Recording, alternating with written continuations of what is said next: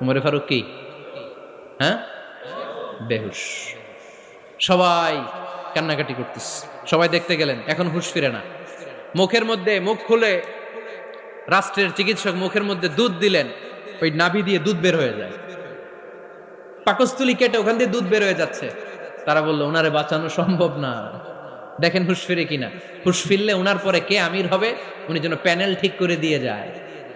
সবাই তাকিয়েছে ওমরে ফারুকের চোখের দিকে। আল্লাহর মেহেরবানিতে ঘন্টা খানিক পরে উনি চোখ খুললেন। চোখ খোলার পরেই বলেন নাই ও মা আমি মরে যাই। চোখ খোলার পরে উনি বলেন নাই কে মারলো আমারে। চোখ খোলার পরে উনি বলেন নাই আমার পরে নেতা কে হবে।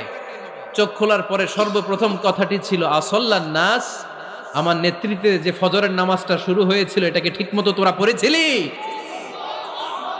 আমার নেতৃত্বে যে ফজরের জামাত শুরু হয়েছিল সেটা ঠিকঠাক মতো সমাপ্ত